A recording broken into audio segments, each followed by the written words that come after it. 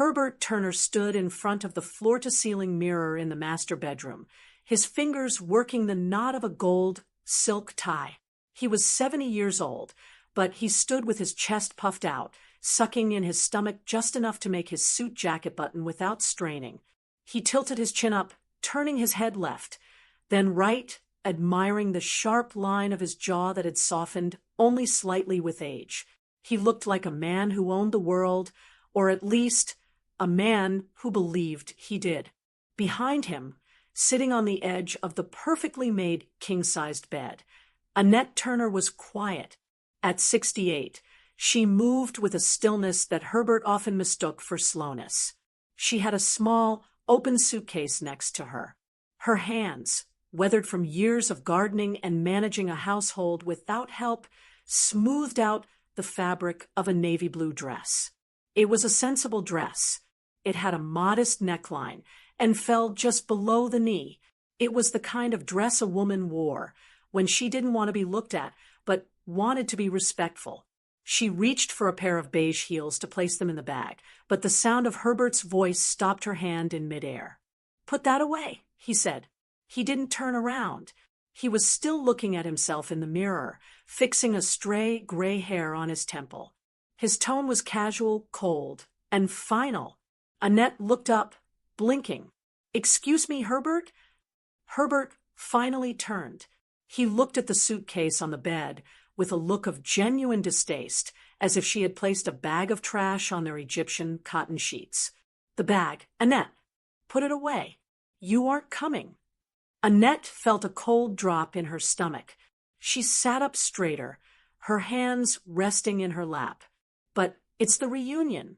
The Turner Preservation Trust meeting is this weekend. You've been talking about it for months. The invitation was addressed to Mr. and Mrs. Turner." Herbert let out a short, sharp laugh. He walked over to the dresser and picked up his gold cufflinks, sliding them into his shirt sleeves with practiced ease. "The invitation is a formality," he said, not meeting her eyes. "But let's be honest, Annette. Look at you." He gestured vaguely in her direction with one hand. "This isn't a backyard barbecue with your knitting circle. This is Newport. This is the Turner family estate. We are voting on the new chairman of the trust this weekend. I am the frontrunner. I am going to be leading this family into the next decade." He paused, walking closer to the bed, looming over her. "I need to project strength, success, sophistication. And you," he sighed, shaking his head, "you embarrass me, Annette." The words hung in the air of the silent, expensive room. Annette didn't gasp. She didn't cry. She had heard variations of this for 40 years, but embarrass was a new weapon. It cut deeper than plain or boring. "I embarrass you?" she asked softly. "Look at that dress," Herbert sneered, pointing at the navy fabric she had just folded so carefully. "It looks like something a housekeeper would wear to church. My cousin Charles is bringing his wife, and she used to be a model in Milan. My sister Beatrice will be there, wearing custom Chanel. If I walk in with you, looking like that, they won't respect me. They'll think I've settled. They'll think I'm old." "We are old, Herbert," Annette said, her voice steady. "I am distinguished," he corrected her sharply. "You are just aging. There is a difference." He turned back to the mirror, dismissing her presence entirely. "So stay here. You'd only be miserable anyway. You don't know how to talk about the market or sailing or anything that matters to people like us. You just stand in the corner, holding a drink you didn't finish, making everyone uncomfortable." Annette looked down at her hands. She thought about the market. She thought about the portfolio she managed in secret, the one that actually paid for the suit Herbert was wearing. She thought about the mortgage on this house in Greenwich, which was paid from an account he didn't even have access to. But she said nothing. Not yet. Just then, Herbert's phone rang on the dresser. It was a loud, demanding ringtone. He tapped the speakerphone button as he adjusted his collar. "Herbert, tell me you're on the road. A woman's voice shrieked into the room. It was Beatrice, Herbert's younger sister. Her voice was scratchy from years of smoking and expensive white wine. "Leaving in 10 minutes, B," Herbert said, his voice instantly changing. He sounded charming now, powerful. "Good," Beatrice said. "And please tell me you listened to my advice. Did you leave Frumpy Annie at home?" Herbert glanced at Annette in the mirror. He smirked. "Yes, Beatrice. She's staying behind to manage the house." "Oh, thank God," Beatrice laughed. It was a cruel, rattling sound. "I didn't want to say anything, but last year she wore those orthopedic shoes to the yacht club lunch, and I nearly died of shame. Listen, make sure you hurry. We saved a seat for you at dinner next to Monica." Annette froze. "Monica is coming?" Herbert asked, his voice dropping an octave, trying to sound casual but failing. "Of course," Beatrice said. "She's the new financial consultant for the Cousins branch. Remember? She's dying to see you. She says she needs your mentorship on the new asset allocation. And Herbert, she looks spectacular.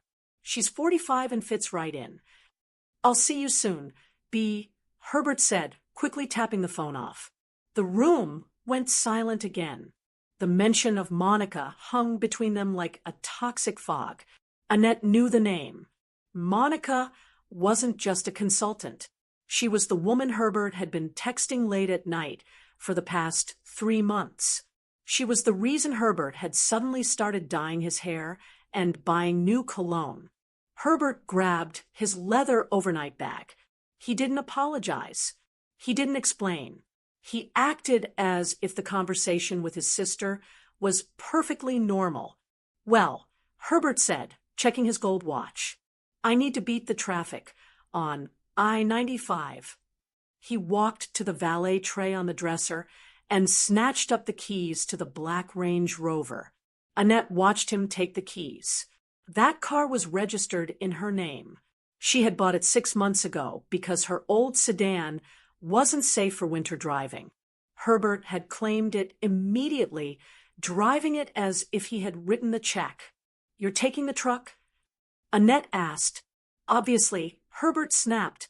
"I can't pull up to the Newport estate in your old Honda. It rattles. It's bad for my image." He walked to the door, then stopped, turning back to her one last time. He didn't look at her face. He looked at a notepad on the nightstand. "Since you have a free weekend, don't just sit around," he said. "I left a list on the kitchen counter. The gutters on the east wing are clogged. Call the handyman, but make sure you negotiate the price. Don't just pay what he asks. You're too soft with money.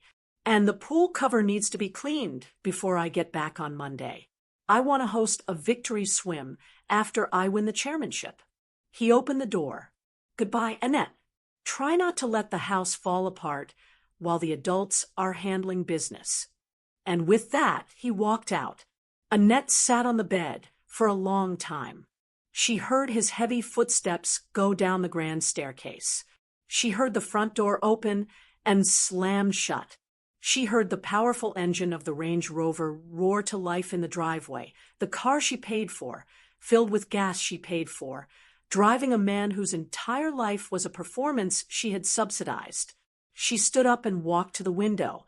She watched the black SUV peel out of the driveway, heading toward the highway, toward Newport, toward Beatrice and Monica, and the high society that Herbert desperately wanted to impress.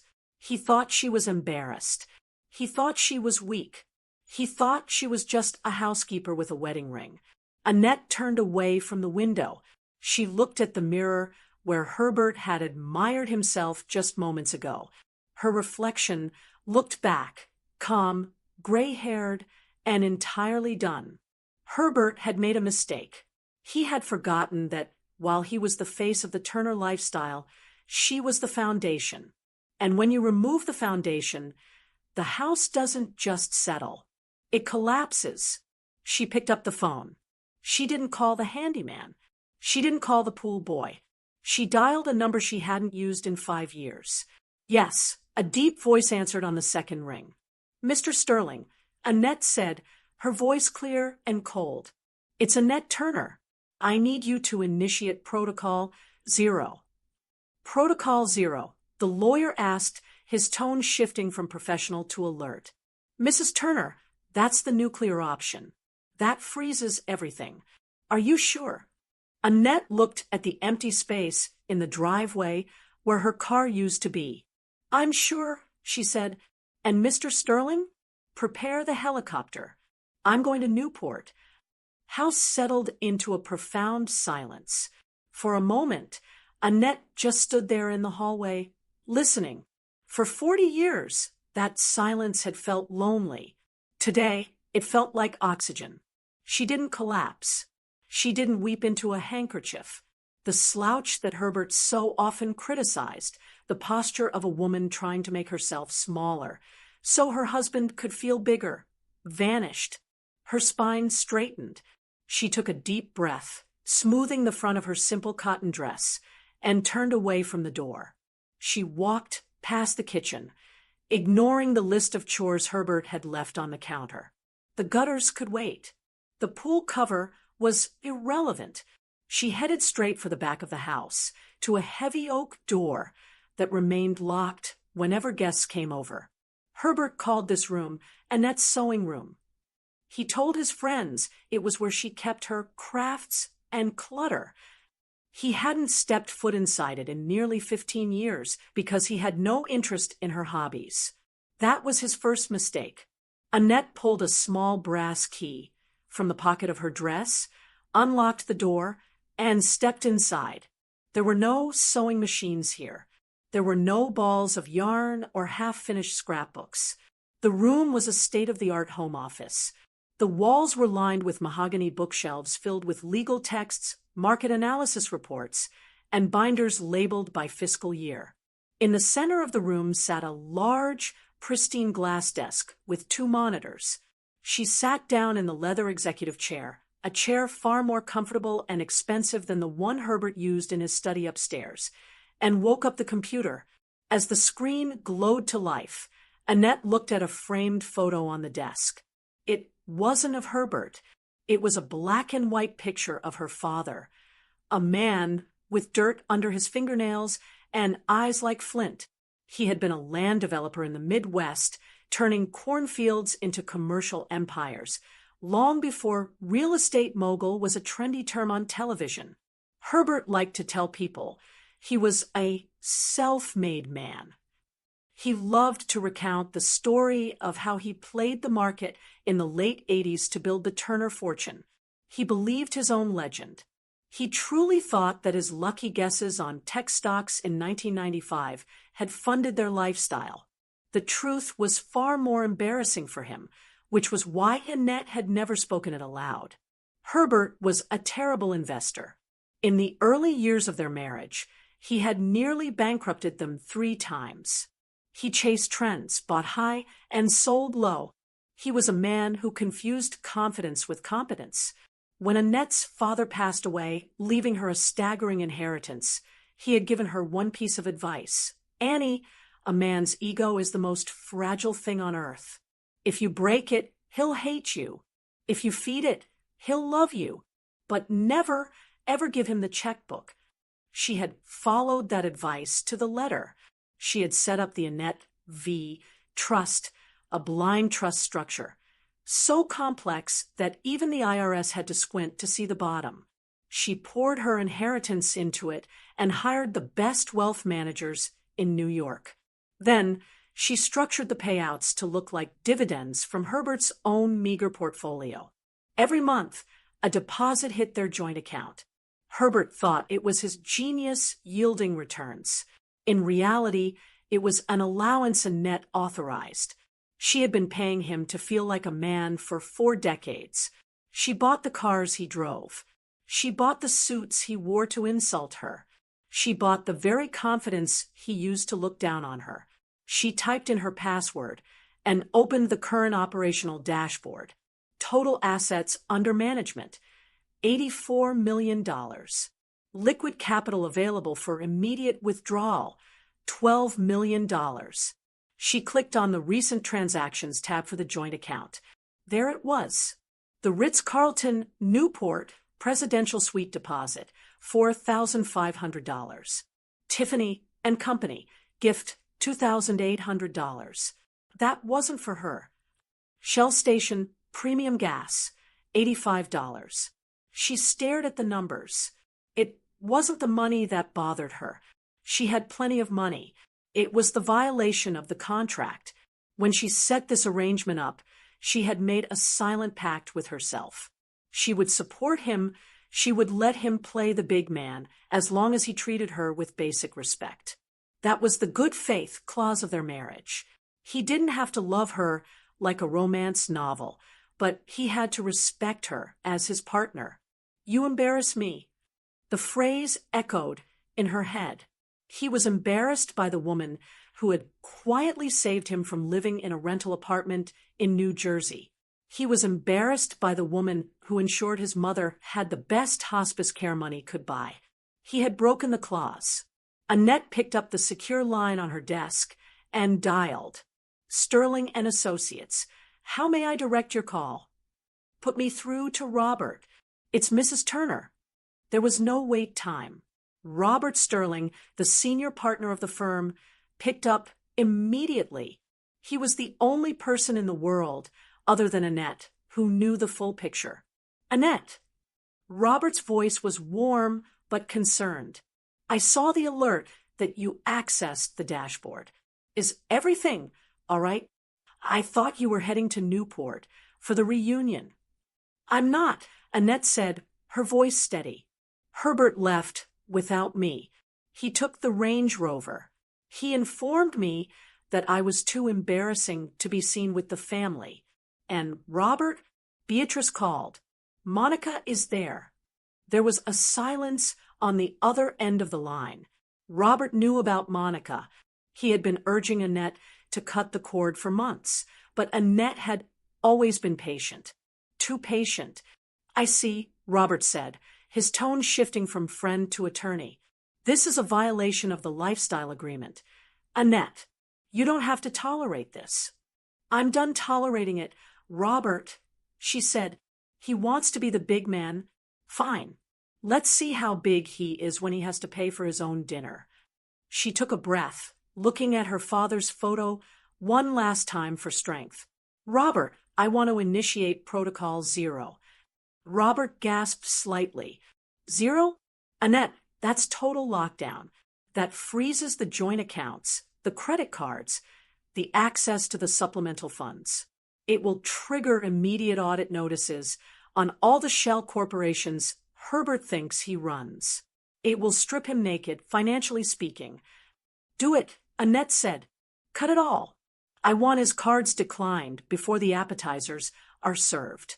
I want the hotel to ask for a new form of payment when he tries to check in. I want the car reported as unauthorized use if he tries to drive it out of the valet. Consider it done, Robert said, the clicking of his keyboard audible in the background. I'm executing the freeze now. It will take effect in approximately 20 minutes. Is there anything else?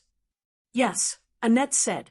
She stood up, catching her reflection in the dark window of the study. She didn't look like a housekeeper anymore. She looked like the CEO she had been hiding all these years. He told me I wasn't welcome at the reunion because they are voting on the chairmanship, she said. He thinks he's going to win. He can't win. Robert chuckled. The trust bylaws state the chairman must be a majority stakeholder. Herbert holds 0 equity. You hold 100%. Exactly, Annette said, but he doesn't know that. And I think it's time he found out. I'm not staying home, Robert. I'm going to Newport. The traffic on a Friday is terrible, Robert warned. You won't make it before dinner. I'm not driving, Annette replied. Prepare the helicopter. Have it pick me up at the Westchester airfield in an hour. And call the house manager at the Newport estate. Tell them the owner is coming home, and I expect the master suite to be ready. Not for Herbert. For me. Understood, Robert said. I'll meet you there with the paperwork. Annette hung up the phone. She walked out of the study and went back upstairs to the bedroom. She looked at the sensible navy dress she had folded on the bed. She picked it up and dropped it into the wastebasket.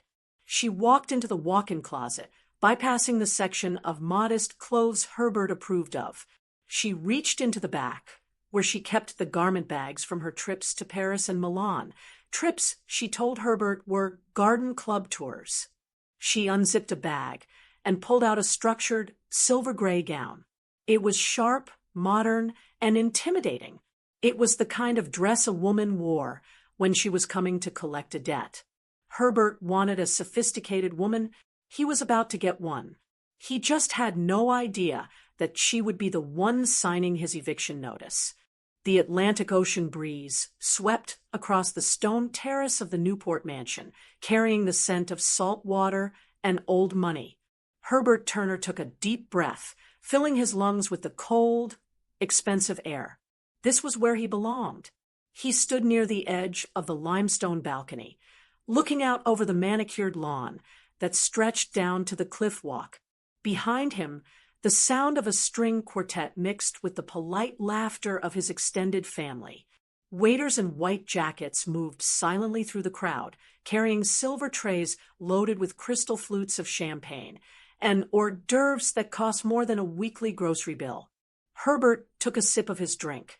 It was crisp, dry, and perfect. He adjusted his silk tie, catching his reflection in the glass doors. He looked every inch the patriarch. "You look like the king of the castle."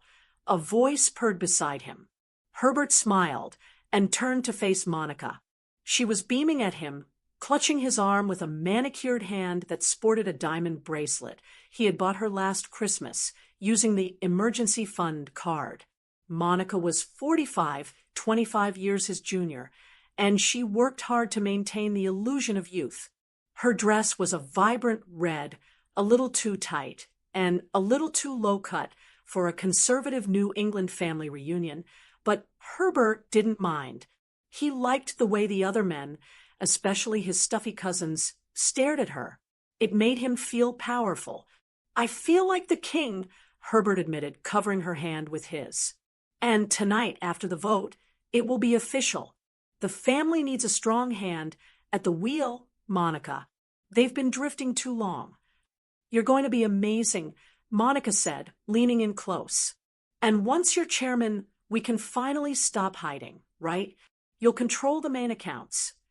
"Everything," Herbert promised, puffing out his chest.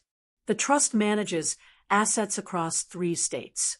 Real estate, bonds, venture capital. Once I'm chairman, I'll have full discretionary power. We can take that trip to the Amalfi Coast I promised you. We'll take the private jet." He believed it. He genuinely believed that the family wealth was a result of his astute management over the years, bolstered by the steady income from his personal investments. He had conveniently forgotten that he hadn't looked at a raw bank statement in a decade. "Herbert, there you are." Beatrice came sweeping through the crowd, holding a cigarette in one hand and a martini in the other. She looked sharp and brittle, like a piece of dried coral. She eyed Monica's red dress with a critical look, but then smiled. Beatrice tolerated Monica because Monica flattered her, and more importantly, because Monica wasn't Annette. "The cousins are asking for you," Beatrice said, taking a sip of her drink. "Charles is over there pontificating about bond yields. He needs someone with actual business sense to shut him up." Herbert chuckled. Charles never did have the stomach for high finance. He plays it too safe. "Exactly," Beatrice agreed. She leaned in, lowering her voice. "I'm so glad you didn't bring Annette. Can you imagine her here? She'd be standing by the buffet, worrying about the cost of the shrimp. She drags you down, Herbert. She really does. She's comfortable at home," Herbert said dismissively. "She has her gardening. She has her little routine. This world." He gestured to the ocean, the mansion, the servers pouring wine. "This isn't for her. She doesn't understand the burden of wealth." "She doesn't understand anything," Beatrice scoffed. She's simple. You've outgrown her, Herbert. We all see it. Tonight is about the future. And frankly, a man in your position needs a partner who looks the part. She nodded approvingly at Monica. Herbert felt a surge of validation. His sister was right. He had spent 40 years being patient with Annette, tolerating her frugality and her boring, quiet ways. He deserved this. He deserved the red dress and the ocean view. Come on, Herbert said, steering Monica back toward the center of the party. Let's go say hello to Charles. They navigated through the crowd. The Turner family was large, wealthy, and notoriously judgmental. But tonight, Herbert felt immune to their scrutiny. He shook hands firmly. He clapped his nephews on the back. When people asked how business was, he gave vague, confident answers like, "The market is volatile, but we're positioned for aggressive growth.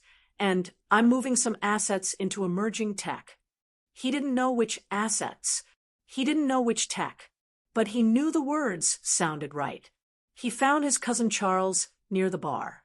Charles was the current interim head of the family committee, a bald, nervous man who actually read the financial reports. "Herbert," Charles said, looking relieved. "Good to see you. I was just saying the maintenance costs on the Newport properties are skyrocketing. The property taxes alone this year are up 12%. We might need to liquidate some of the bonds to cover the overhead." Herbert waved his hand dismissively. "Nonsense, Charles. Liquidation is a sign of weakness. We need to leverage the equity.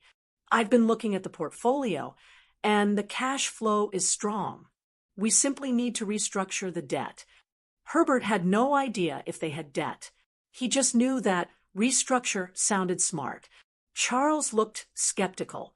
"Well, the statements I saw last month showed a lot of capital flowing out to the AVT holding company. I'm not sure we have the liquidity you think we do." "Leave the strategy to me, Charles," Herbert said, clapping a hand on his cousin's shoulder. "That's why I'm stepping up as chairman. You worry about the taxes. I'll worry about the empire." Monica squeezed his arm. "He's a genius. Charles, you should listen to him." Charles didn't look convinced, but he didn't argue. Herbert took that as a victory. A chime rang out across the terrace. It was time for the speeches. The sun was beginning to set, painting the sky in shades of violet and orange. The guests gathered around the main staircase leading down to the lawn. Herbert stepped up onto the first landing. He didn't wait to be introduced. He tapped a spoon against his champagne flute, the sharp ding-ding-ding cutting through the chatter. The crowd quieted down. All eyes were on him. This was the moment. "Family," Herbert began, his voice projecting clearly. "Thank you all for coming. It's wonderful to see everyone gathered here at our ancestral home." He paused for effect. He knew this house wasn't technically ancestral. Annette had bought it in the 90s as a vacation home, but it felt ancestral. "We are at a crossroads," Herbert continued. "The world is changing. The economy is shifting. To survive, a family like ours needs strength. We cannot be timid. We cannot be simple." He caught Beatrice's eye in the crowd. She nodded.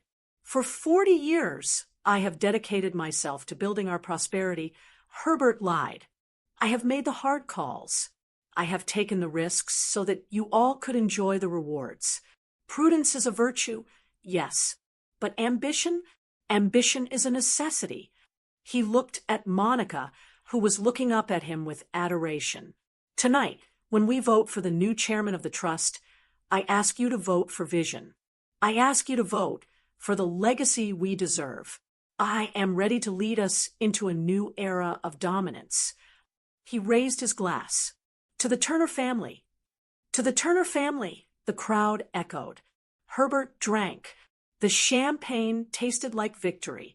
He felt a warm glow spread through his chest. He had done it. He had cemented his position. Annette was at home, probably scrubbing the kitchen floor or watching a game show, completely unaware that her husband had just claimed the crown. He stepped down from the landing, flushed with success. Beatrice rushed over and kissed his cheek. "Wonderful speech. Herbert, you have them eating out of your hand." "I'm just getting started," Herbert said.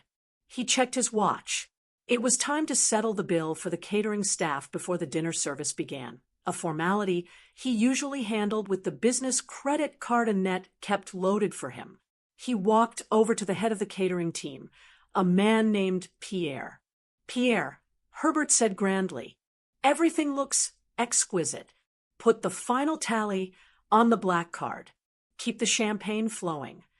He pulled out the heavy, black titanium credit card from his wallet, the card that symbolized his status. He handed it to Pierre with a flourish. "Of course, Mr. Turner," Pierre said. He took the card and walked over to the portable card terminal set up on a side table. Herbert turned back to the ocean view, waiting for the receipt. He was already thinking about how he would redecorate the chairman's office. Maybe mahogany, maybe a portrait of himself over the fireplace. He didn't hear the helicopter approaching in the distance yet. He didn't know that miles away, a computer server had just processed a command labeled Protocol 0. He stood there, smiling at the sunset, the happiest man in Newport. "Mr. Turner." Herbert turned around. Pierre was standing there, looking uncomfortable. The card was held loosely in his hand. "There seems to be a problem with the card, sir," Pierre said quietly. "It was declined." Herbert laughed. "Don't be ridiculous. Run it again.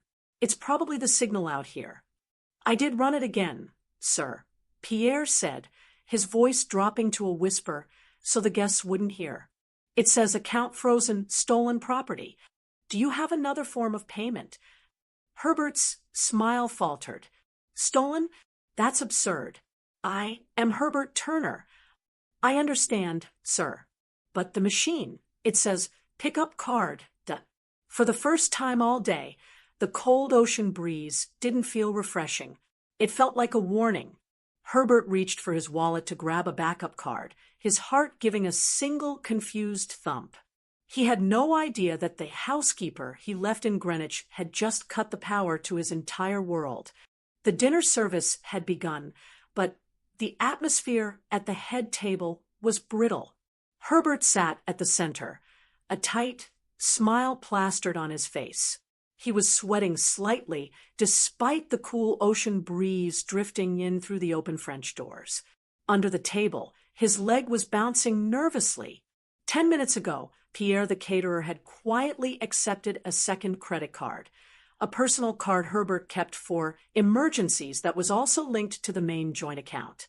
Pierre hadn't come back yet to say it was declined, but Herbert was watching him like a hawk. Every time a waiter whispered to the floor manager, Herbert's heart hammered against his ribs. He took a large gulp of his red wine, hoping to settle his nerves. To his right, Monica was laughing too loudly at a joke Cousin Charles made about interest rates. She had her hand on Herbert's thigh, squeezing it possessively. To his left, Beatrice was critiquing the lobster bisque, loudly complaining that it lacked saffron. "Herbert, you really outdid yourself with the venue," Charles said, wiping his mouth with a linen napkin. "Although, I must say, I'm surprised Annette isn't here to see it. She always loved historical architecture. Isn't this place a Vanderbilt property originally?" "She's not feeling well," Herbert lied quickly, cutting a piece of bread with aggressive force. "A migraine. You know how she gets. She prefers the quiet of the house. She finds these events overwhelming. Overwhelming." Charles raised an eyebrow. "I always found Annette to be quite steady. A bit quiet, perhaps, but steady." "She's fragile," Beatrice interjected, waving her spoon. "She doesn't have the constitution for high-stakes family business. Herbert is protecting her." "Really?" "It's an act of kindness that he left her home." Herbert nodded, grateful for the cover. Exactly. I didn't want to subject her to the pressure of the vote tonight. She worries about the smallest things. Just as Herbert raised his glass to propose a toast to the first course, a low, thrumming sound began to vibrate the silverware on the table. It started as a distant hum, then quickly grew into a rhythmic, chopping roar that drowned out the string quartet. The crystal glasses on the table shivered. The guests looked around in confusion. "Is that thunder?" Monica asked, looking at the ceiling. "No," Charles said, standing up and looking toward the lawn. "That's a helicopter." The noise became deafening. The wind formed the rotors, whipped the curtains of the open French doors, sending napkins flying off the tables near the entrance. The guests covered their ears. A massive, sleek black helicopter descended onto the great lawn, its lights cutting through the twilight. It was a machine of war and commerce, aggressive and undeniably expensive. It touched down, the engines whining down to a high-pitched whistle. The Turner family reunion banner that had been hung over the patio archway ripped loose on one side, flapping wildly in the rotor wash. "Who on earth is that?" Beatrice shrieked, holding her hair in place. "Herbert, did you hire entertainment? This is excessive." Herbert stood up, his face pale. I didn't hire anyone. Maybe it's the police or a medical transport." The entire room watched in stunned silence as the helicopter doors slid open. A flight attendant in a uniform hopped out and lowered a set of stairs. Then a figure emerged.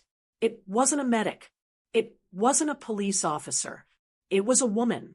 She stepped onto the grass with the poise of a queen claiming a new territory.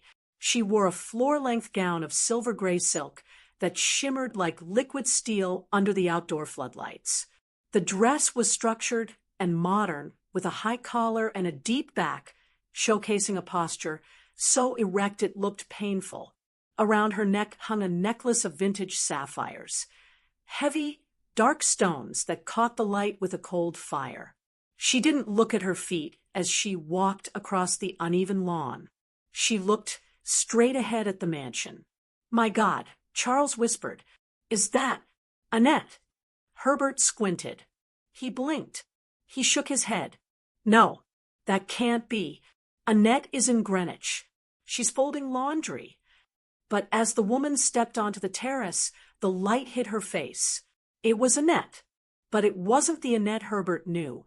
The gray hair he hated was swept up in an elegant, architectural chignon.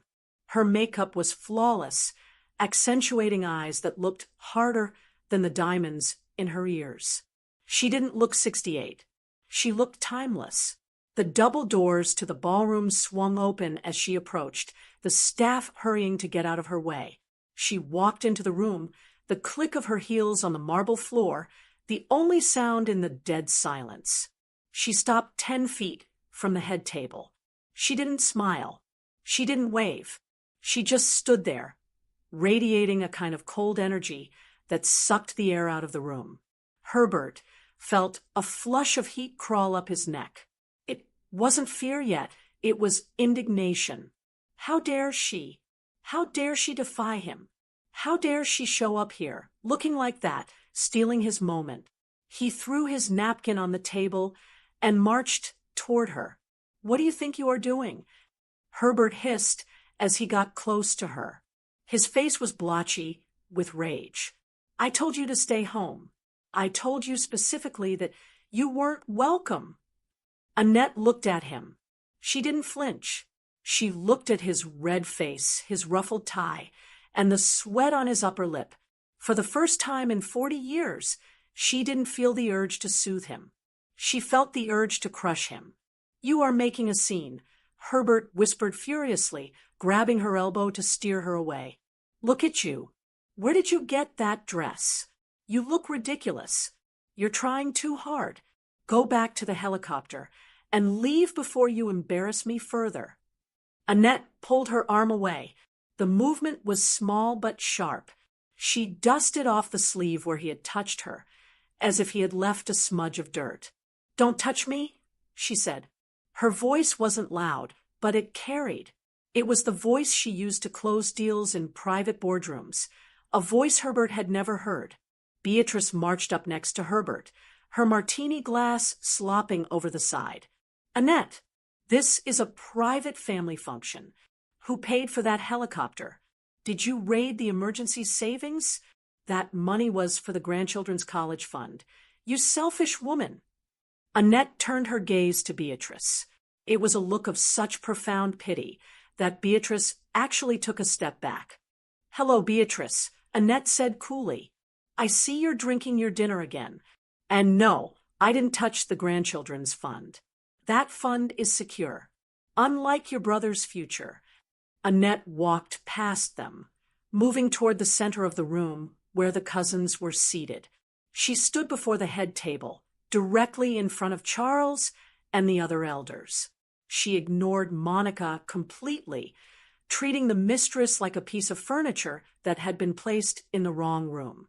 I apologize for the interruption, Annette said, her voice clear and bell-like. She addressed the room at large, speaking to the guests as if she were the hostess, and they were unruly children. I know you were about to vote on the new chairmanship. I know my husband has been telling you all evening about his vision for the Turner legacy.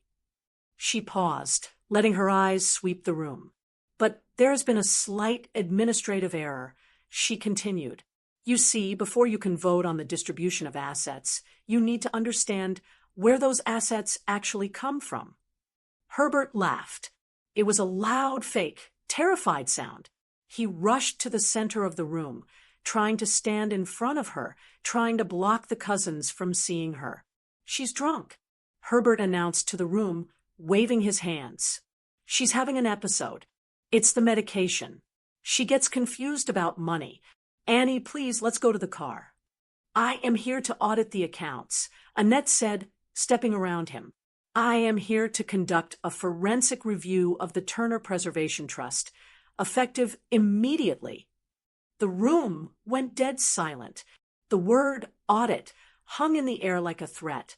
In their world, an audit was worse than a death in the family. Herbert's smile froze. He looked at Charles, then back at Annette. The sheer audacity of her statement broke his brain for a second. Audit, Herbert sputtered, his voice cracking. He looked at her with a mix of disbelief and mockery. You? Audit the trust? Annette, please. You don't even know how to balance a checkbook. You think a dividend is something you eat. Stop playing dress-up and go home. He reached for her arm again, more roughly this time. I mean it. You are humiliating yourself. Annette didn't move. She didn't retreat. She reached into her clutch and pulled out a single folded document. It wasn't a checkbook. It was a power of attorney and a deed of trust. I'm not the one who should be worried about humiliation, Herbert, she said softly, just loud enough for the microphone on the podium to catch. At that moment, the double doors opened again. This time, it wasn't a family member. It was Robert Sterling, followed by two men in dark suits carrying heavy briefcases. Mr. Sterling? Charles asked, standing up. What is the family attorney doing here? He's not here for the family, Charles, Annette said, finally looking Herbert in the eye. He's here for me. Herbert's face went from red to gray. He recognized the look on Annette's face. It wasn't the look of a wife. It was the look of a landlord who had just found out the tenant trashed the apartment. Shall we begin? Annette asked. The ballroom was so quiet you could hear the ice melting in the silver champagne buckets. Annette stood perfectly still in the center of the room, her hands clasped loosely in front of her silver gown. She didn't look at the confused guests. She looked at the large projection screen that had been set up behind the head table. Herbert had placed it there earlier that afternoon. He had planned to show a slideshow of the Turner legacy, a collection of photos of himself cutting ribbons, shaking hands on golf courses, and standing on the decks of boats he didn't own. He had wanted to visually cement his status as the patriarch before the vote. Now, That screen was about to show a very different kind of legacy. Mr. Sterling, Annette said, her voice calm and authoritative. Please connect to the system. Robert Sterling walked past Herbert without making eye contact. He placed his leather briefcase on the podium, popped the latches with a sharp click-click, and pulled out a slim, silver laptop. He plugged a cable into the side, and the projector hummed to life. Herbert lunged forward, his face slick with sweat. Now wait just a minute, Herbert shouted, waving his arms at the cousins. This is highly irregular. You can't just barge in here with your lawyer and hijack the meeting. This is a private family affair. Security. Where is the security? Sit down. Herbert, Cousin Charles said from the table. His voice wasn't friendly anymore. He was looking at Annette, calculating. If there is an audit as the interim head of the committee, I want to see it. You want to see nonsense? Herbert sputtered. She's trying to embarrass me. She's probably got, I don't know, grocery lists on there. She doesn't understand high finance. High finance, Annette repeated quietly. She turned to the screen. Let's talk about high finance. The screen flickered, and a bright white spreadsheet appeared. It wasn't a grocery list. It was a forensic accounting dashboard, the kind used by federal investigators. The text was large enough for everyone in the back of the room to read.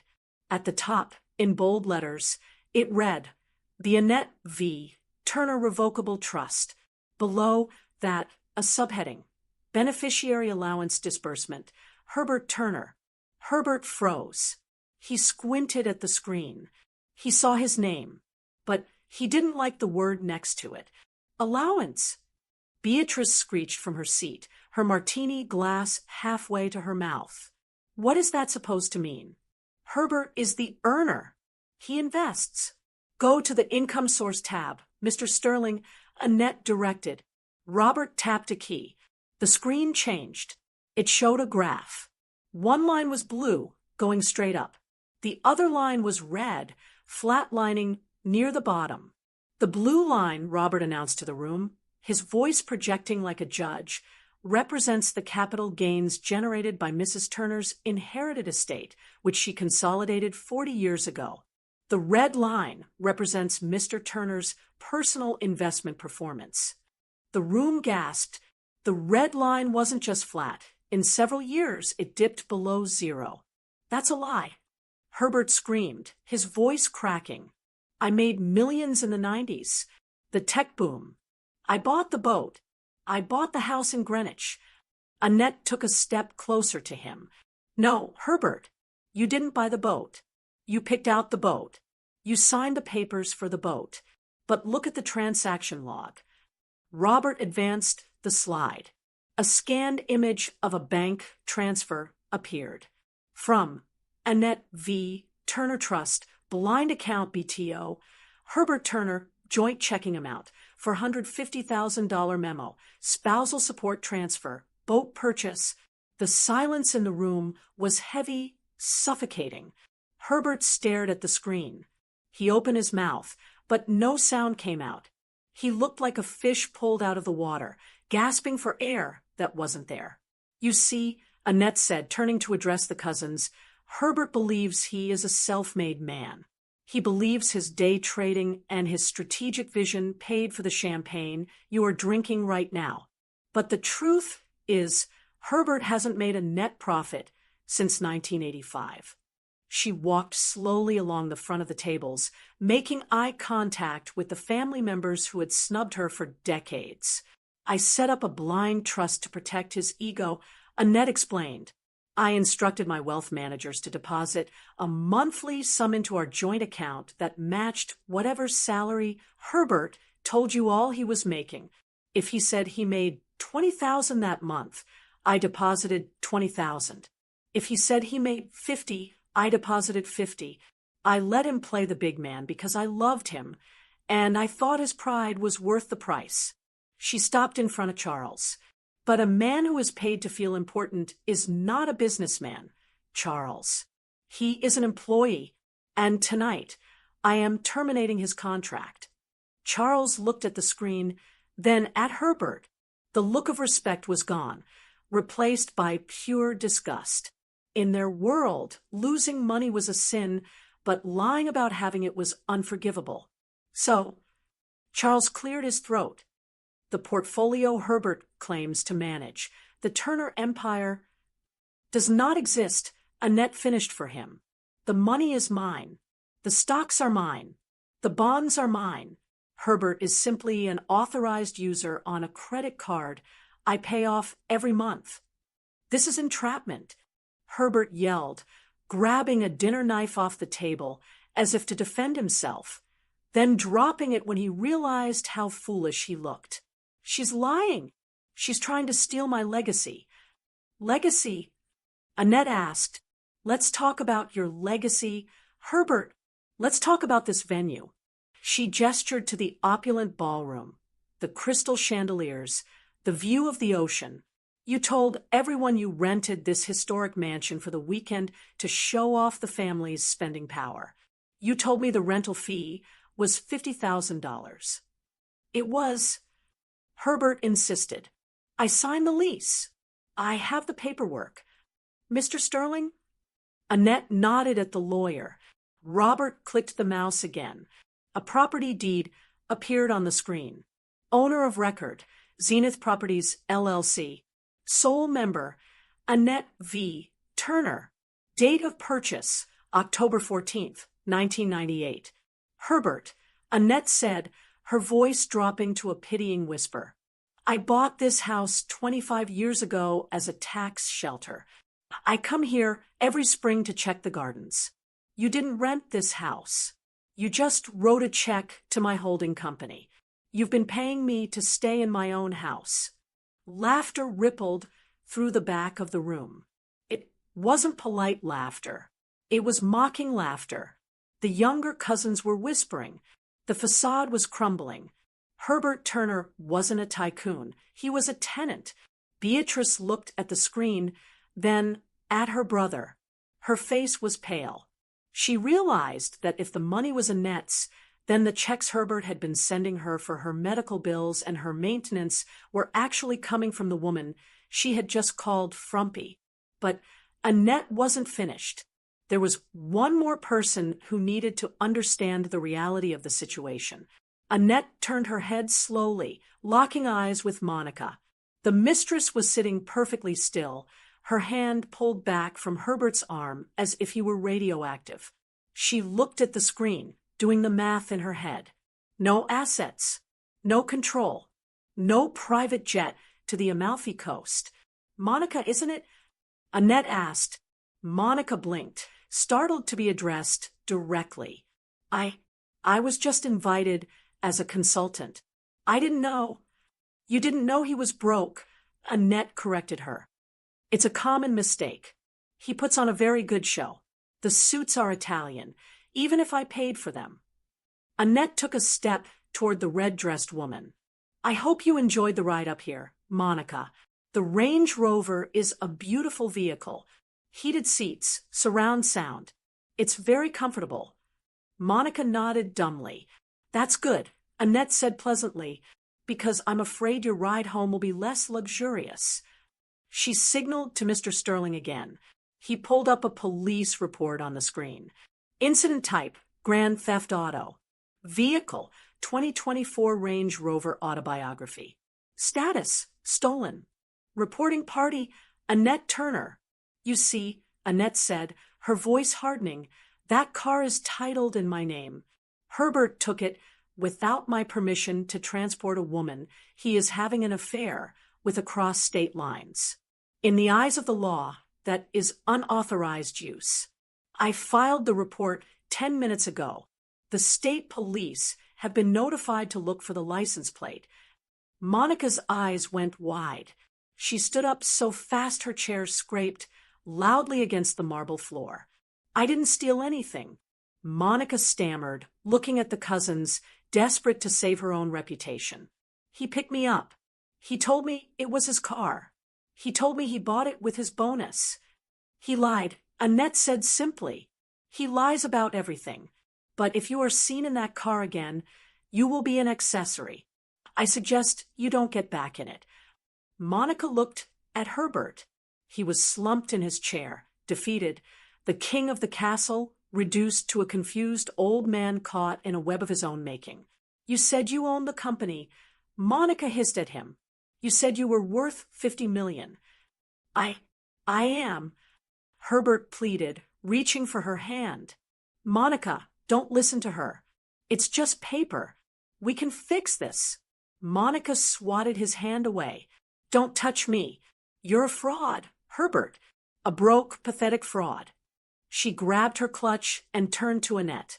"I'm leaving. I'm taking an Uber. I want nothing to do with this." "A wise financial decision," Annette said. "Perhaps the first one made at this table, all night." Monica ran out of the room, her heels clacking, echoing the sound of Herbert's humiliation. Annette turned back to the room. She looked at the stunned faces of the Turner clan. "Now," Annette said, smoothing her silver gown, "since the audit is complete and the assets are verified as mine, I believe we can cancel the vote for chairman. There is nothing to vote on. The trust is closed to Herbert Turner, effective immediately." She looked at her husband. "And Herbert, you might want to check your pockets. I believe Mr. Sterling canceled the catering deposit. You'll need to find another way to pay for the lobster." The silence that followed Monica's exit was heavy, but it didn't last long. In the world of the Turner family, silence was wasted time, and time was money. Annette watched the room with a calm, detached curiosity. She had spent 40 years sitting on the edges of these gatherings, invisible, holding a glass of water while Herbert held court.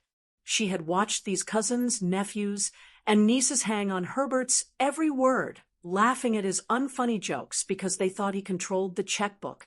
Now, the checkbook was standing in a silver gown in the center of the room, and the dynamic shifted so fast it was almost dizzying. Cousin Charles was the first to move.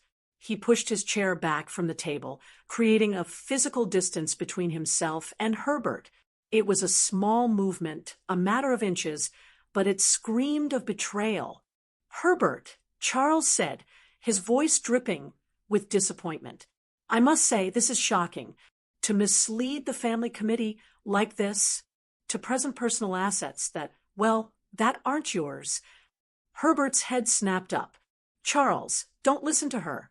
She's twisting things. It's a marriage. What's mine is hers, what's hers is mine. It's the same pot." "Is it?" Charles asked, looking at the projection screen, where the graph of Herbert's failures was still glowing bright white. "Because that chart suggests you've been a liability to the family portfolio for decades. We can't have a liability as chairman." Charles turned his back on Herbert. He looked at Annette. He smiled, a warm, oily smile that Annette hadn't seen directed at her in 20 years. "Annette," Charles said, gesturing to the empty seat at the head of the table, Herbert's seat. "Please, you must be tired from the flight. Why don't you sit down? The lobster is actually quite good. I'm sure we can get the waiter to bring a fresh plate." Annette didn't move. She looked at the chair. "I prefer to stand. Charles, I've been sitting in the back for too long." Around the room, the other cousins followed Charles's lead. The younger nephews, who had been high-fiving Herbert earlier about his crypto tips, suddenly found their shoes very interesting. A niece who had ignored Annette at the last Christmas party walked up, holding a bottle of wine. "And Annette," the niece said sweetly, "can I pour you a glass? We were just saying how wonderful you look tonight. That dress is stunning. Is it vintage?" Annette looked at the girl. She didn't feel gratified. She felt a cold clarity. These people didn't respect her any more than they had yesterday. They just respected the power she held. And that was fine. She didn't need their love. She just needed their compliance. "Thank you, Sarah," Annette said dismissively. "But I'm not here to drink." She turned her attention back to the man slumping in his chair. Herbert was watching his family turn on him. His face was a map of panic. He realized the social currency he had hoarded for years was worthless. He stood up, knocking his chair over. The loud clatter made Beatrice jump. "You can't do this!" Herbert shouted, his voice rising to a shriek. He pointed a shaking finger at Annette. "You can't just walk in here and hijack my life. I am your husband. We have been married for 40 years. He looked around the room, seeking an ally. "This is community property." Herbert yelled, grabbing the edge of the table. "Connecticut is an equitable distribution state. I know the law. Half of that trust is mine. Half of this house is mine. If you want to humiliate me, fine. But I'll divorce you, and I'll take 50% of everything. I'll ruin you." He looked triumphant for a second. He thought he had played an ace. He thought the threat of a messy, expensive divorce would scare her back into the shadows. Annette didn't blink. She just looked at Robert Sterling. "Mr. Sterling," she said softly, "refresh the screen, please." Robert tapped a key. The bank statements vanished. A new document appeared. It was a scanned PDF, yellowed slightly with age. The signature at the bottom was large, looping, and arrogant. It was Herbert's signature. "Actually, Herbert," Robert said, his voice cutting through Herbert's shouting, "you are incorrect about the state laws. They would apply, yes, if you hadn't signed a waiver." Herbert squinted at the screen. "What is that?" "That," Annette said, "is the post-nuptial agreement you signed in August of 1995.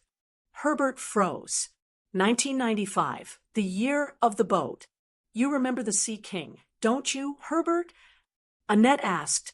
"That 40-foot cabin cruiser you absolutely had to have.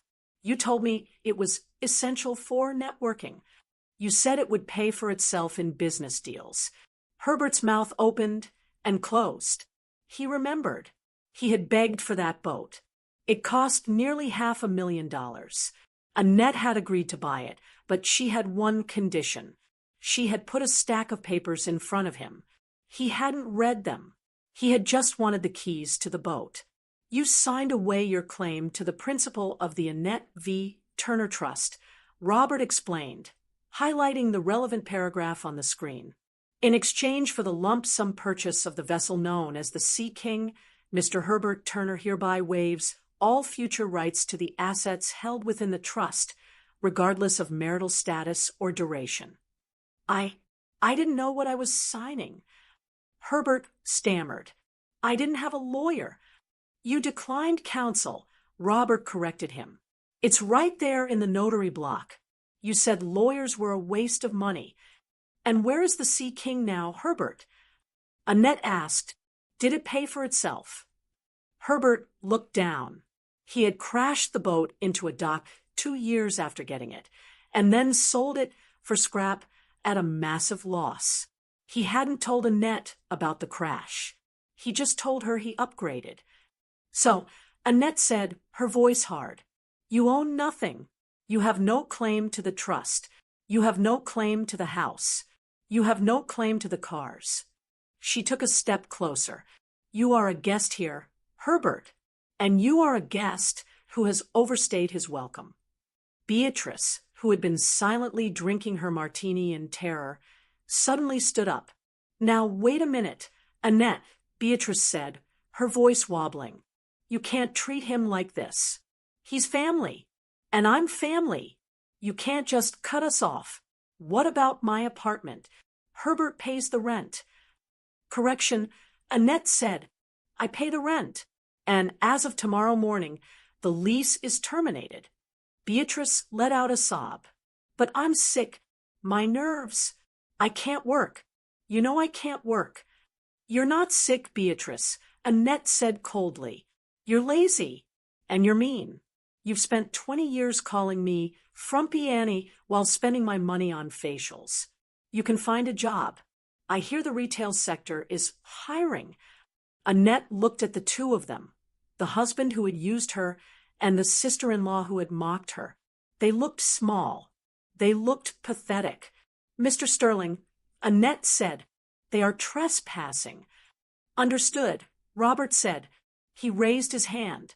From the back of the room, 4 large men in dark uniforms stepped forward. They weren't the venue security. They were private security Annette had brought on the helicopter. They moved with professional speed. 2 of them walked up to Herbert.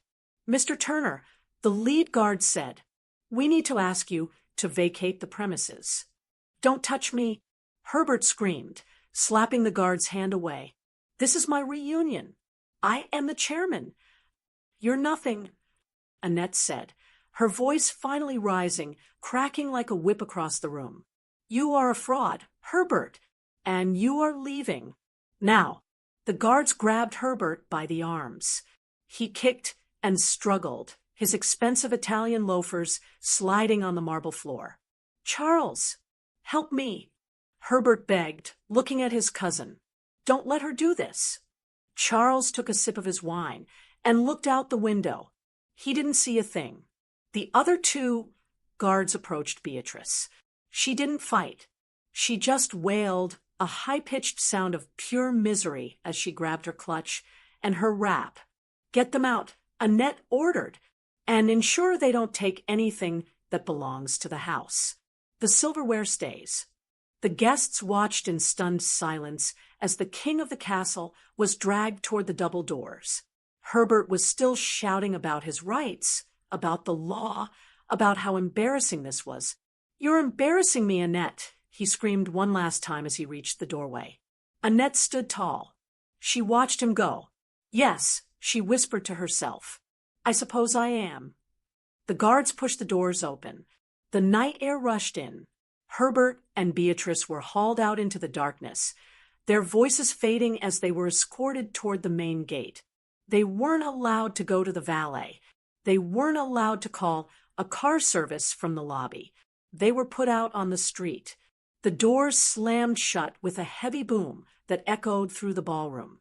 The silence returned, but this time it wasn't tense. It was final. Annette stood alone in the center of the room. She took a deep breath. Her shoulders relaxed. The weight she had been carrying for 40 years, the weight of Herbert's ego, his lies, his constant need for validation, was gone. She felt lighter than air. She turned to the head table. The cousins were staring at her, terrified and respectful. "Now," Annette said, smoothing her dress, "the audit is finished. The bar is still open. Enjoy the champagne. After all, I paid for it." She turned and walked toward the terrace doors, needing fresh air.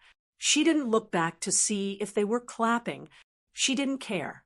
She walked out into the night, the cool wind hitting her face, finally the owner of her own life. The heavy iron gates of the estate slammed shut with a sound that echoed like a gunshot in the quiet Newport night. Herbert Turner stood on the cobblestone sidewalk, staring at the closed entrance. The Turner family reunion banner, which had been flapping in the wind earlier, was now just a dark shape in the distance, illuminated by the security lights of the mansion he had been kicked out of. It was 2 a.m. The air coming off the ocean wasn't refreshing anymore. It was biting. It cut right through Herbert's expensive Italian suit jacket. Beside him, Beatrice was shivering violently, wrapping her thin silk shawl around her bare shoulders. "This is insane," Beatrice chattered, her teeth actually clicking together. "Herbert, call the police. Call someone. You can't let her do this. My luggage is still inside. My medication is inside." Herbert didn't answer her. He was patting his pockets frantically. He felt for his phone, his wallet. He still had them. The security guards hadn't robbed him. They had just evicted him. "It's a mistake," Herbert muttered, his voice sounding thin in the wind. "It's a power play. She's trying to scare me. She can't actually lock me out of my own life. I have rights." He pulled out his phone. His hands were shaking so badly he dropped it once on the pavement before picking it up. He dialed the local Marriott, the one just down the hill near the harbor. He needed a room. He needed to regroup. He needed to get away from the humiliation. Marriott Guest Services. A cheerful voice answered. I need a suite, Herbert barked, trying to summon his CEO voice. For tonight. Immediately. I'm having some maintenance issues at my property. We have one executive suite available, sir. The rate is $800 for the night. Fine. Whatever. Just book it. I'll need a credit card to hold the reservation. Herbert pulled out his wallet. He bypassed the black card, the one Pierre had declined earlier. He pulled out his platinum Amex. That was his business card. Surely that one was safe. He read the numbers into the phone. There was a pause. A long, agonizing pause. Sir, the clerk asked, that card was declined. Do you have another? Herbert felt a cold sweat break out on his forehead. That's impossible. Run it again. I did, sir. The system says issuer referra. That usually means the account is frozen. Do you have a Visa? Herbert scrambled. He pulled out the Visa, then the MasterCard. He read number after number into the phone, his voice getting higher and more desperate with each attempt. Declined. Declined. Declined. I'm sorry, sir, the clerk said, her voice losing its cheerfulness. I can't make a reservation without a valid payment method. Perhaps you should call your bank. The line went dead. Herbert lowered the phone. He stared at it. He looked at the wallet in his hand. A piece of fine, leather filled with useless plastic. Well, Beatrice demanded, is the car coming? Did you get a room? They're having system issues. Herbert lied. He couldn't admit the truth. Not to Beatrice. Not yet. System issues? A voice laughed from the shadows. Herbert turned. Monica was leaning against a lamp-post a few feet away. She had walked out behind them, but she hadn't said a word until now. She was tapping furiously on her own phone. It's not the system. Herbert, Monica said, not looking up from her screen. It's you. You're broke. Monica, don't start, Herbert warned, stepping toward her. This is just a misunderstanding. Annette has temporarily blocked the accounts. I'll sort it out in the morning. We just need to find a place to sleep. Monica looked up. Her eyes were hard. The adoration she had shown him all evening, the way she had looked at him like he was a king, was gone. In its place was pure, unfiltered calculation. There is no we, Monica said. I just checked the news. I Googled your wife. Did you know she's the listed owner of Zenith Group? I didn't. I thought Zenith was a holding company. It's her, Herbert. It's all her. She held up her phone. The screen glowed with the Uber app interface. My ride is 2 minutes away, she said. I'm going to the airport. I'm flying back to the city. And I'm deleting your number. Monica, wait, Herbert pleaded, reaching for her arm. You can't just leave me here. I bought you that dress. I bought you the bracelet. You bought them with her money, Monica snapped, stepping back out of his reach. And frankly, I don't want to be around when the cops show up for the jewelry too. A black sedan pulled up to the curb. The driver didn't get out to open the door. It was a basic UberX, not the luxury car Herbert usually ordered. Monica opened the door herself. You're a liar, Herbert, she said, sliding into the back seat. And worse than that, you're a broke liar. That's a waste of my time. She slammed the door. The car drove away, its taillights disappearing into the fog. Herbert stood there, watching her go. He felt a stinging sensation in his chest. It wasn't heartbreak. It was the realization that his charm had a price tag, and he could no longer afford the payments. She was trash anyway, Beatrice sniffed, though she looked terrified. Herbert, what are we going to do? I'm freezing. My hip is hurting. Quiet, Beatrice. Herbert yelled. He couldn't take her whining anymore. I'm thinking. He needed to see it.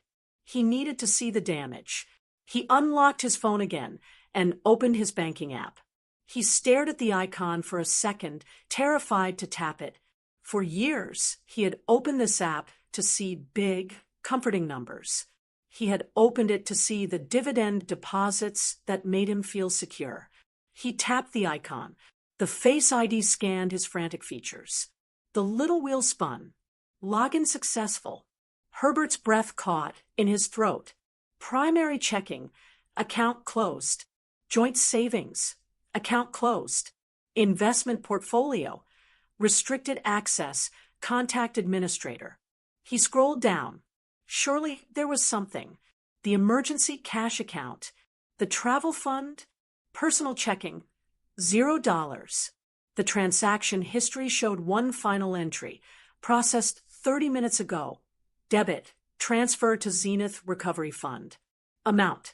$12,450. Remaining balance. She had swept it. She had swept everything. Even the few $1,000s he had legitimately saved from his Social Security checks over the years. She had taken it all to cover the debts he owed the trust. He was standing on a street corner in Newport, 200 miles from home, with $0 and 0 cents. No, Herbert whispered.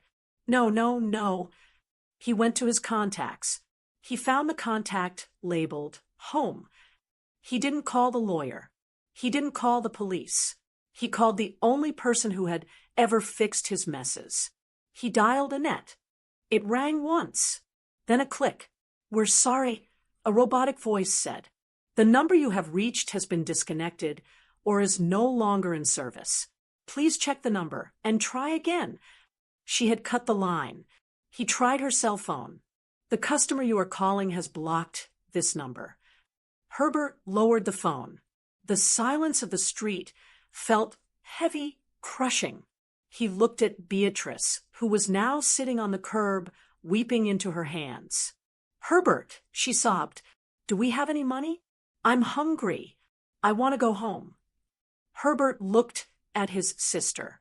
He looked at the closed gates of the mansion. He realized then that home wasn't a place. Home was a person. Home was Annette. And Annette was gone. He walked over to the curb and sat down next to Beatrice. The damp cold of the stone seeped through his suit pants immediately. He put his head in his hands. We don't have any money, Bea, Herbert said, his voice breaking. We don't have anything. Above them, in the distance, the lights of the mansion turned off, one by one, until the only light left was the harsh, yellow glare of the street lamp above their heads. The party was over. The real world had begun. The morning sun over Charleston, South Carolina, hit the cobblestones differently than the sun in Greenwich. It felt warmer. It felt slower. Annette sat on the wrought iron balcony of her new condominium, overlooking the harbor. A cup of tea steamed on the small mosaic table next to her. In her hand, she held a paintbrush. For the first time in 40 years, she wasn't rushing to finish a chore before Herbert came home. She wasn't worrying if the roast was too dry or if her shoes were too sensible. She dipped the brush into a pot of cerulean blue paint and touched it to the canvas. She was painting the ocean, not the angry, gray ocean of Newport, but the calm, glittering water of her new life. At 68, Annette looked different. The tight bun was gone, replaced by a soft, layered cut that framed her face. She wore a linen tunic and loose pants, comfortable, expensive, and effortlessly chic. Her friends, a group of retired art professors and historians she had met at the local gallery, were coming over for lunch later. They didn't know her as Herbert's wife. They knew her as Annette, the woman with the sharp wit and the generous laugh. She took a sip of tea and smiled. The house in Greenwich was gone. It had sold in 3 days. The market was hungry for old estates, and Annette had priced it to move. She didn't want the memories. She had taken the proceeds, combined them with the recovered assets from the Protocol Zero freeze, and bought this place in the historic district. It was smaller, yes, but it was hers. Every brick, every beam, every quiet moment belonged to her. She didn't hate Herbert. Hate took too much energy. She simply didn't think about him. He was like a book she had read a long time ago, a boring story with a bad ending that she had finally put back on the shelf. 700 miles north, in the gray, industrial city of Bridgeport, Connecticut, the morning looked very different. Herbert Turner woke up to the sound of a truck backing up in the alleyway outside his window. Beep, beep, beep. He rolled over on the thin mattress, groaning as his lower back seized up. The room was small, barely big enough for the twin bed and a scratched dresser he had found at a thrift store. The walls were thin, and he could hear his neighbor coughing in the next room. He sat up and rubbed his face. He looked at his hands. They used to be manicured. Now, the nails were uneven and the skin was dry. Herbert looked at the clock. 7:15 a.m. He was late. He forced himself out of bed. He didn't reach for a silk robe. He didn't have one anymore.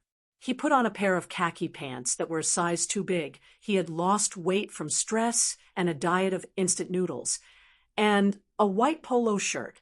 Then he put on the vest. It was a bright blue vest. On the back, in bold white letters, it said, "How can I help you?" Herbert Turner, the man who once thought he was the future chairman of a multi-million-dollar trust, was now a greeter at a hardware store. He hated the vest. He hated the way it smelled like synthetic fabric. He hated the name tag pinned to the chest. Herbert, team member. He walked to the kitchenette, which was just a hot plate and a mini fridge, and made instant coffee. He sat on the edge of the bed and drank the bitter liquid, staring at a letter on the nightstand. It was from the Social Security Administration. Herbert picked it up, even though he had already memorized it.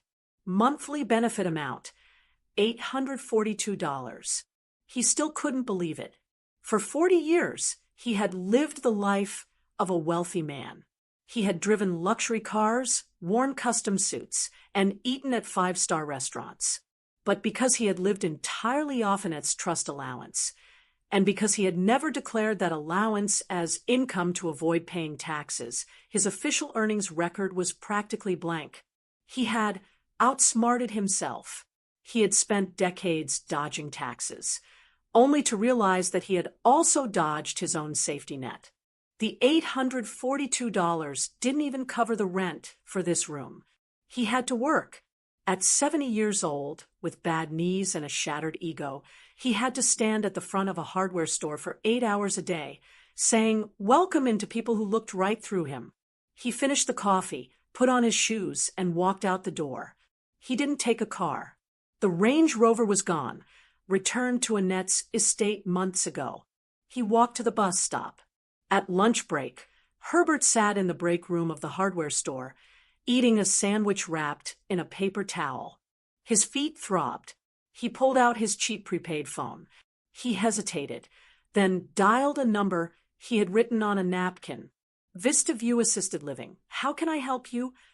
I'd like to speak to Beatrice Turner, Herbert said, his voice raspy. Room 304. One moment, please. There was a click, and then a long silence. Herbert waited. He imagined Beatrice in her room. It wasn't a luxury home. It was a state-subsidized facility.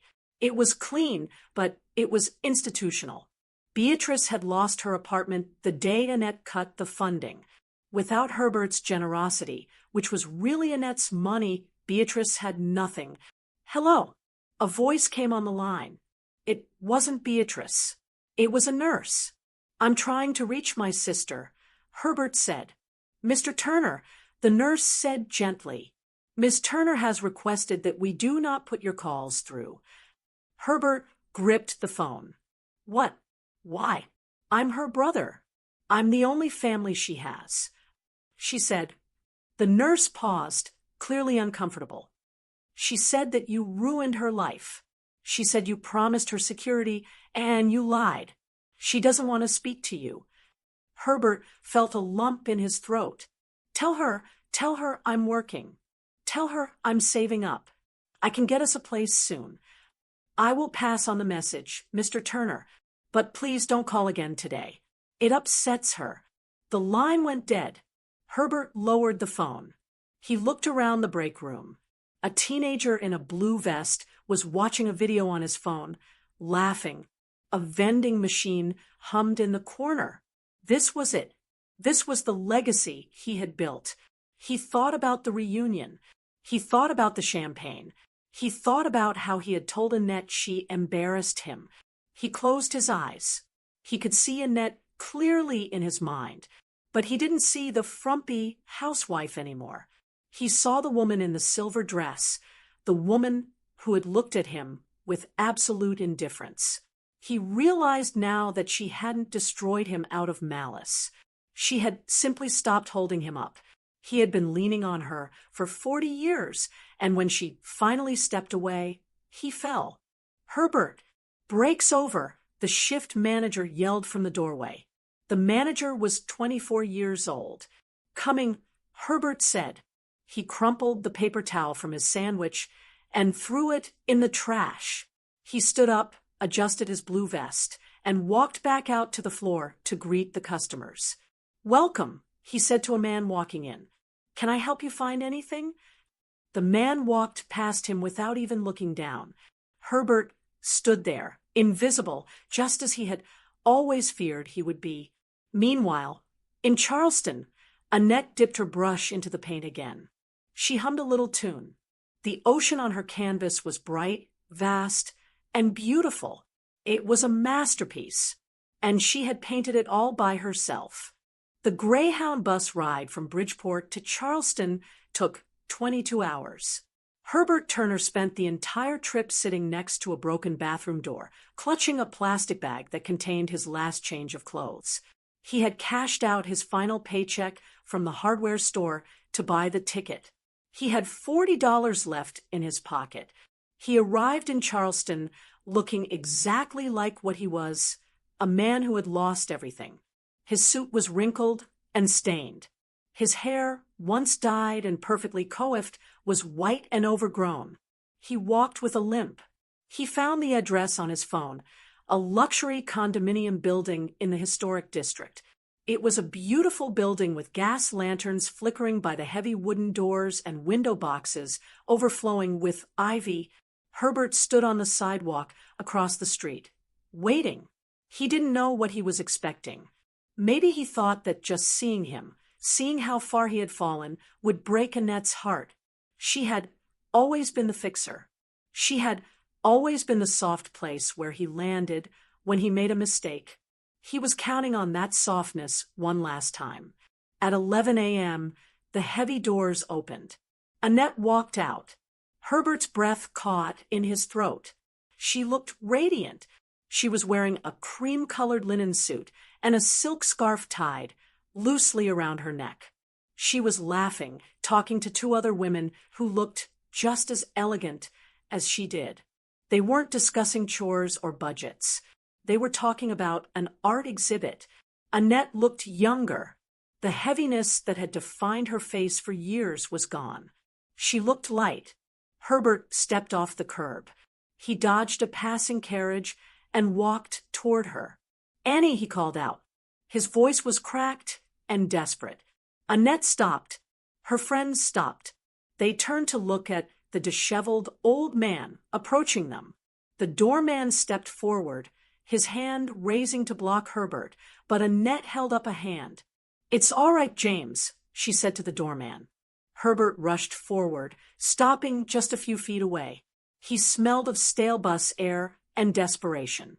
"Annie," he panted, trying to smile, trying to summon the old charm that used to work on her. "I found you. It took me weeks, but I found you." He reached out as if to take her hand, but he didn't dare touch her. "I'm sorry," Herbert said, the words tumbling out.